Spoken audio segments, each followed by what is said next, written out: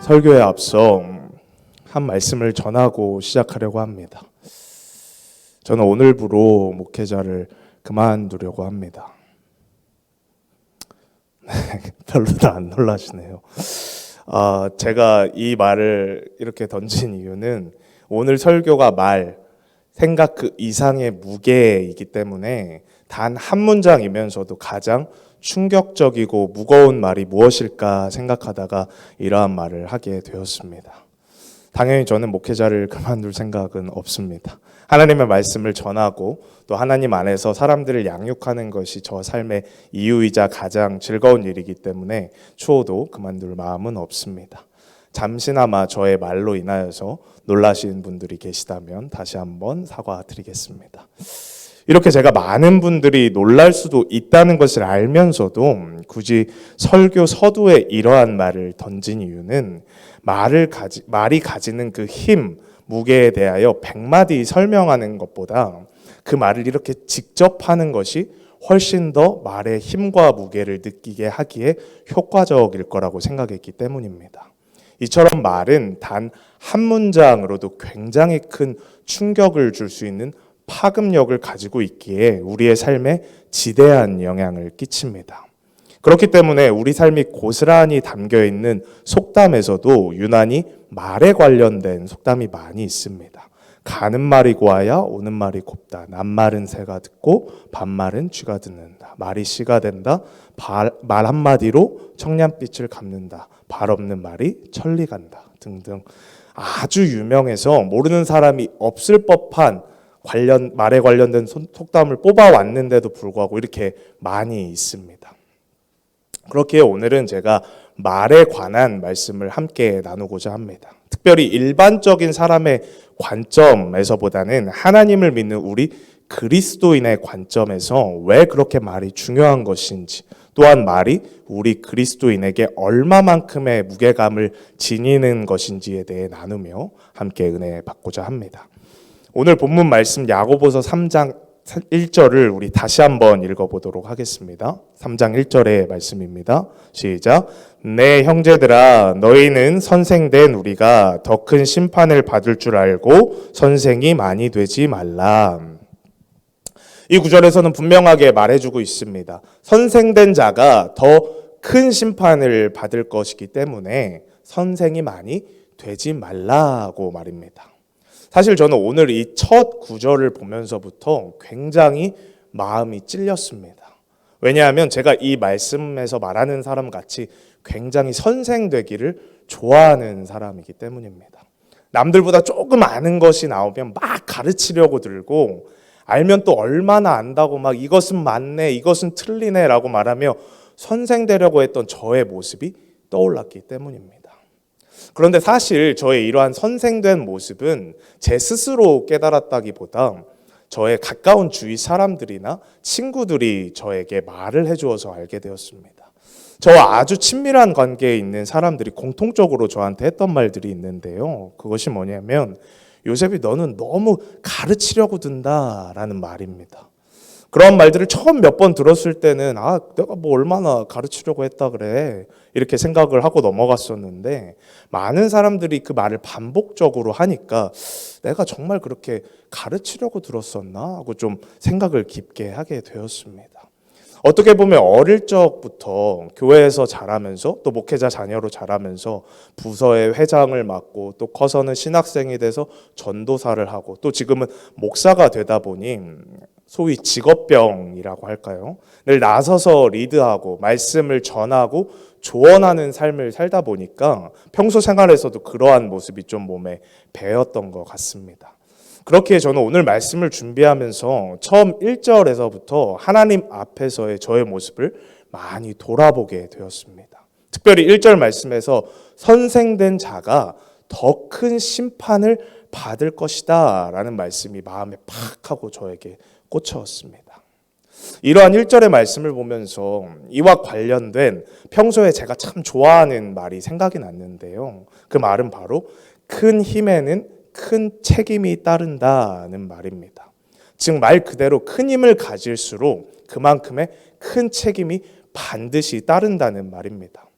사실 누군가를 가르치고 조언하는 사람, 즉 선생이 되는 사람은 반드시 그 가르침을 받는 사람의 삶에 영향을 끼치는 사람이 되게 됩니다. 이 말은 한 사람의 인생을 좌지우지할 수 있다는 개념에서 보면 이 세상 누구보다도 큰 힘을 가진 사람이 바로 가르치고 조언하는 선생된 사람이라는 것을 뜻하는 것이죠. 그 이야기인즉슨 그렇게 큰 힘을 가진 선생에게는 반드시 그에 맞는 큰 책임도 따른다는 말입니다. 이러한 관점에서 1절의 말씀을 정리해 보면 큰 힘을 가진 선생된 자는 반드시 그 책임에 맞는 더 큰 심판을 받을 것이다 라고 정리할 수 있겠습니다. 그런데 사실 우리는 우리의 삶을 돌아보면 선생이 되어서 남을 지적하고 가르치는 그 힘은 늘 누리고 싶어 하지만 반대로 그에 따른 책임은 지고 싶어 하지를 않습니다. 그렇게 이 말씀을 통해 잠시 우리 자신을 되돌아볼 수 있는 시간이 되었으면 좋겠습니다. 내가 정말 내 삶 속에서 많은 사람들에게 선생이 되려고 하지는 않았었나? 그러면서 그것에 따라오는 큰 책임에 대해서는 회피하면서 살지는 않았었나? 이러한 나의 모습을 돌아보면서 이렇게 선생된 나의 모습이 하나님 앞에서는 더 엄격한 잣대의 심판의 기준이 된다는 사실을 묵상하면서 겸손함으로 나 자신을 돌아볼 수 있는 시간이 되시기를 소망합니다. 이어서 다음 2절의 말씀을 보겠습니다. 2절 말씀 제가 읽겠습니다. 우리가 다 실수가 많으니 만일 말에 실수가 없는 자라면 곧 온전한 사람이라 능히 온 몸도 굴레 씌우리라. 1절의 말씀에서 선생이 되지 말라는 말씀 뒤에 바로 2절에 이어서 우리가 다 실수가 많으니 라고 이야기하고 있습니다. 즉 선생이 되어서 많은 것을 가르치려고 많은 말을 하는 자는 반드시 말에 실수를 하게 된다는 것이죠. 제가 앞서 1절을 설명하면서 선생이 되어 가르치는 자의 말은 듣는 이에게 반드시 영향을 끼친다고 말을 하였습니다. 그렇기 때문에 그만큼의 큰 책임이 따른다고 말을 하였고요. 이 말은 부정적인 상황에서도 똑같이 적용이 됩니다. 즉 선생이 되어 가르치는 자가 말에 실수를 할 경우에 듣는 자가 고스란히 그 실수로 인한 안 좋은 영향을 받게 된다는 것이죠. 그렇게 오늘 본문은 계속해서 말의 중요성과 그 말이 끼치는 영향에 대해서 이야기해주고 있습니다. 특별히 다음 3에서 5절은 실제적으로 말을 하는데 필요한 신체기관인 혀에 대하여서 이야기하고 있습니다. 3절에서 5절 말씀 제가 읽어드리도록 하겠습니다. 우리가 말들의 입에 재갈 물리는 것은 우리에게 순종하게 하려고 그 온몸을 제어하는 것이라. 또 배를 보라. 그렇게 크고 광풍에 밀려가는 것들을 지극히 작은 키로서 사공의 뜻대로 운행하나니 이와 같이 혀도 작은 지체로 돼 큰 것을 자랑하도다. 보라, 얼마나 작은 불이 얼마나 많은 나무를 태우는가. 이 말씀에서는 혀의 역할을 말의 재갈과 배의 키와 비교하는데요. 조그마한 재갈을 통해 거친 말을 끌고 다니듯 작은 키로 커다란 배를 운행하듯 혀가 아주 작은, 몸에 아주 작은 지체일지라도 몸을 지배한다고 말을 하고 있습니다. 그러한 혀는 마치 작은 불이 수많은 나무, 숲을 태우듯이 엄청난 파급력을 가지고 있다고도 말해주고 있는데요. 그리고 이어서 6절에서는 보다 더 강력한 표현을 사용하고 있습니다. 6절의 말씀을 보겠습니다. 혀는 곧 불이요 불의의 세계라. 혀는 우리 지체 중에서 온몸을 더럽히고 삶의 수레바퀴를 불사르나니 그 사르는 것이 지옥불에서 나느니라. 6절에서는 혀를 표현하는 것에 있어 불을 넘어서 불의의 세계라라고 말을 하고 있습니다. 여기서 쓰인 불의라는 단어는 원어 그리스어로 보게 되면 아디키아라는 단어인데요. 이 단어의 뜻은 불의와 더불어 나쁜 짓, 죄 등의 뜻을 가지고 있습니다. 즉 종합하여 해석을 하자면 혀는 불의와 죄가 담긴 온갖 나쁜 짓을 하게 만드는 지체라는 뜻입니다. 그렇게 이 혀는 온몸을 더럽히고 인생의 수레바퀴를 불사른다고 말하고 있는 것입니다. 우리는 이 말씀을 보면서 우리의 혀, 즉 혀를 통해 나오는 말이 얼마나 무서운 것인지를 인지해야 합니다. 사실 우리는 혀로 내뱉는 말에 대해 너무 가볍게 생각하는 경향이 있습니다. 그렇기 때문에 정말 무서운 말들, 즉 상대를 저주하는 것과 같은 폭언들에 대해서 내 감정에 따라 아무렇지도 않게 퍼부어냅니다. 그리고 나서 내 마음이 진정되고 나면 그저 그 말은 내가 기분이 좋지 않았을 때, 안 좋았을 때 한 거잖아 하고 그냥 넘어가 버립니다. 그러나 결코 성경에서는 우리가 던지는 말들에 대해서 그렇게 가볍게 이야기하고 있지 않습니다. 이렇게 막 던진 말들에 대한 무서움을 알려주는 가장 대표적인 이야기가 무엇입니까? 바로 이스라엘 백성들이 하나님께 했던 폭언들로 인해 비참한 결말을 맞이한 그 이야기 아닙니까? 이스라엘 백성들은 하나님을 향해, 모세를 향해 정말 끊임없는 폭언과 망언을 했습니다. 그러나 정작 그들은 그 말이 지니는 무서움에 대해서는 전혀 알지 못했습니다. 만약 그들이 그 말의 무서움을 알고 있었다면 절대 그렇게 함부로 말하지 못했을 것입니다. 그러나 그 무서움을 알지 못했던 그들은 말로써 하나님께 큰 죄를 짓게 됩니다. 그러한 그들을 보고 하나님께서는 너희가 뱉었던 그 말의 무게가 얼마나 무거운 것인지에 대해 내가 반드시 깨닫게 해주겠다라고 선언하십니다.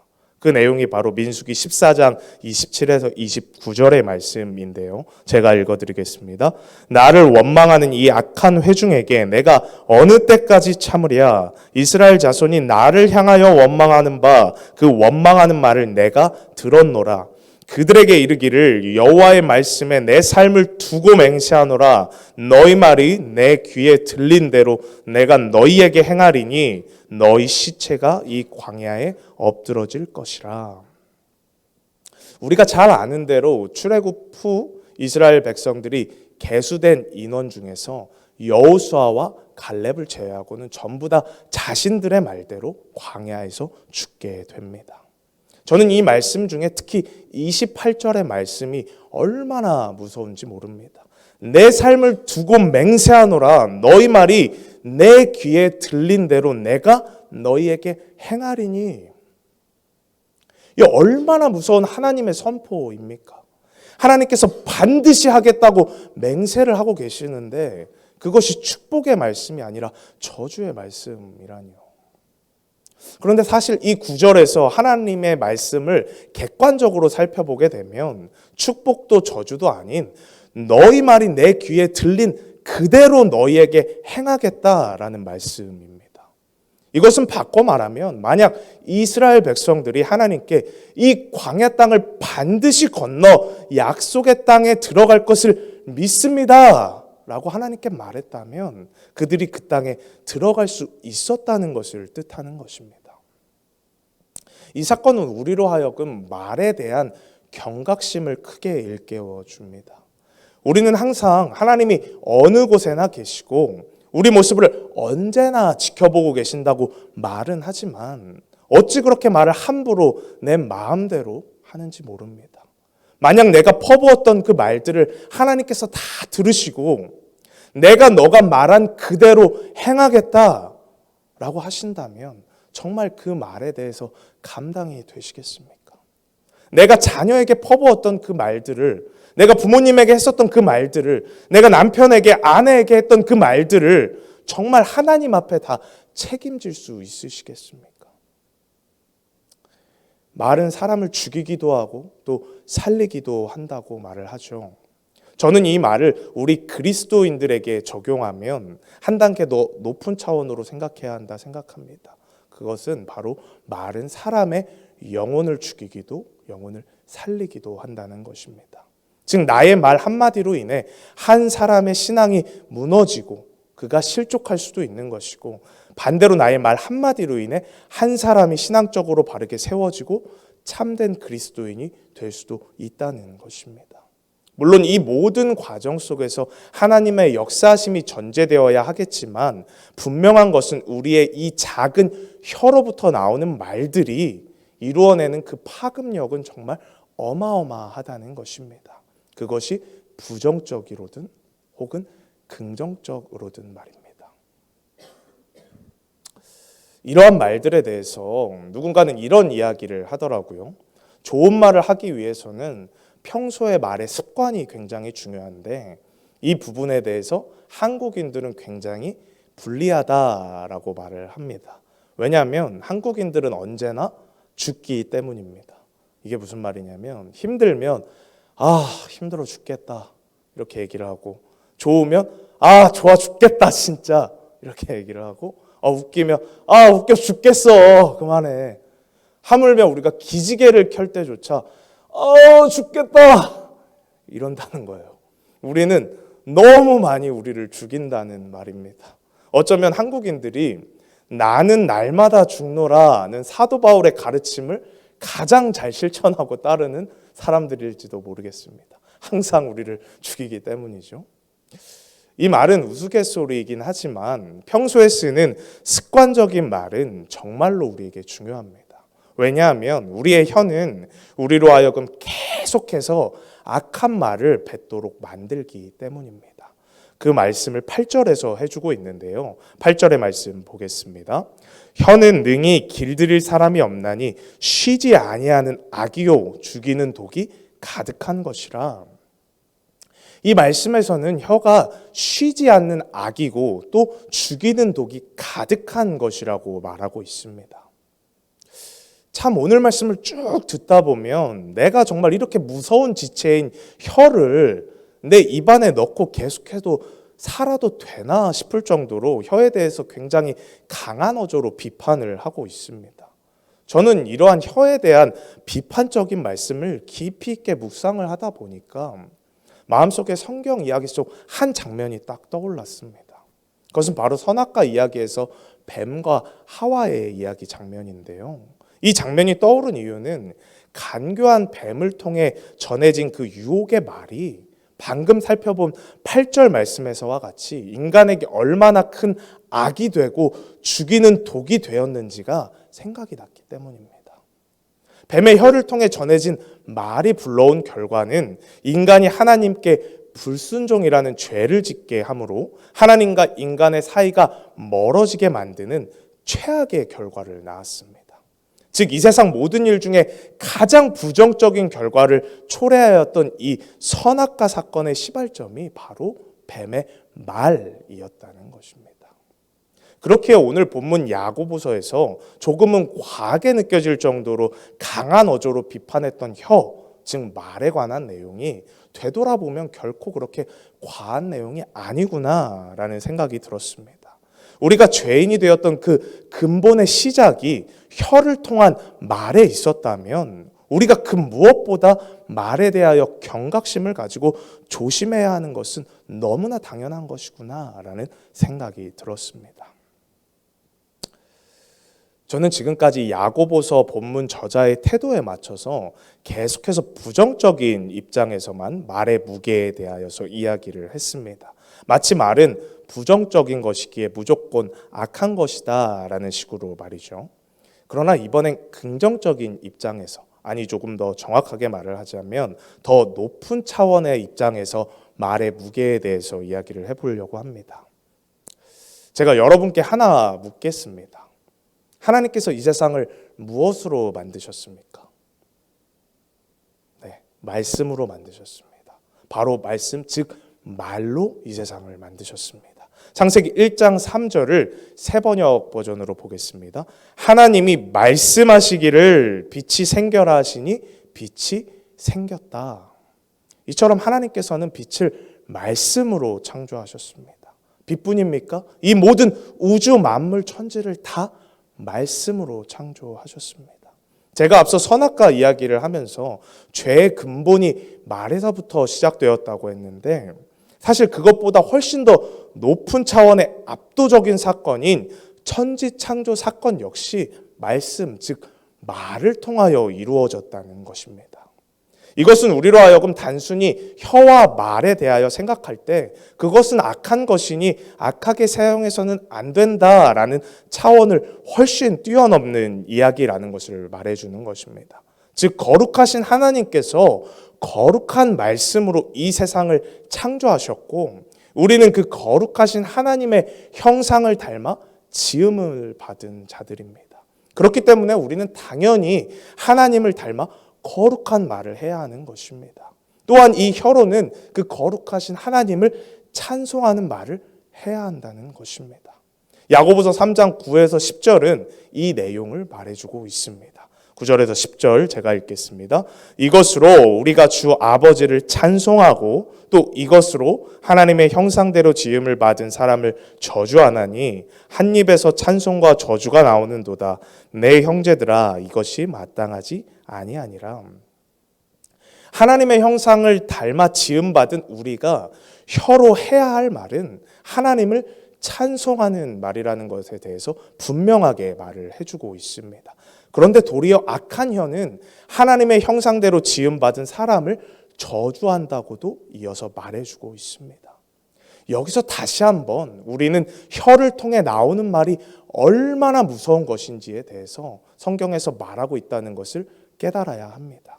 내 감정에 따라서 아무렇지 않게 상대를 향해, 내 자녀를 향해, 내 가족을 향해 했던 그 폭언들이 사실은 하나님의 형상대로 지음받은 존귀한 존재인 사람을 저주하는 엄청나게 무서운 죄라는 것을 깨달아야 한다는 것입니다. 그렇게 결코 한 입에서 찬송과 저주가 나오는 것은 옳지 못하다고 10절에서 힘주어서 말을 하고 있는 것입니다. 이어서 11절을 보면 샘이 한 구멍으로 어찌 단물과 쓴물을 내겠느냐라고 말을 하고 있습니다. 샘은 당연히 우리의 혀를 뜻하는 것이고 단물은 하나님을 찬송하는 것과 같은 선한 말을, 쓴물은 다른 사람을 저주하고 비난하는 악한 말을 뜻하는 것입니다. 그런데 사실 이 말씀을 말 그대로 받아들인다면 이 말씀은 우리가 결코 이룰 수 없는 불가능한 말씀입니다.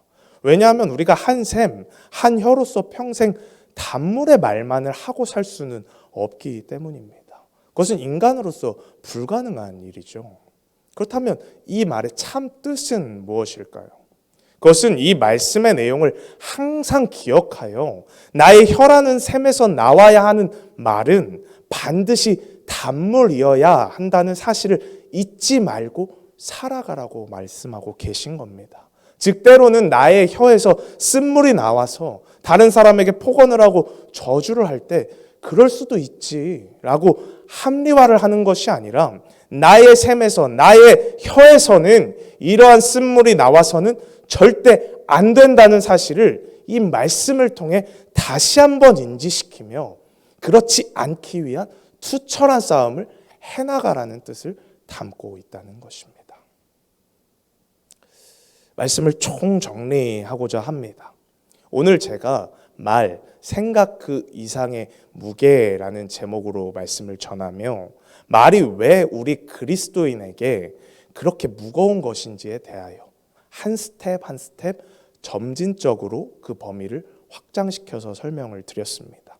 첫 번째 스텝에서는 선생된 자가 갖게 되는 말의 책임과 심판에 대하여서, 두 번째 스텝에서는 끊임없이 불평하고 폭언을 일삼았던 이스라엘 백성들이 그들 말대로 광야에서 죽게 되었던 예를 통해서 하나님이 우리의 말을 언제나 듣고 계신다는 사실에 대하여, 세 번째 스텝에서는 조금 더 원초적인 관점에서 죄가 들어오는 시발점의 역할이 바로 말이었다는 사실을 통해 말이 가진 파급력이 얼마나 강한지에 대해서, 마지막 네 번째 스텝에서는 하나님께서 이루신 가장 높은 차원의 압도적인 사건인 천지창조가 바로 말씀, 말로 이루어진 것이기에 하나님의 형상을 닮아 지음받은 우리 인간 역시도 거룩하신 하나님을 본받아 거룩한 말과 위대하신 하나님을 찬송하는 말을 해야 한다는 것에 대해서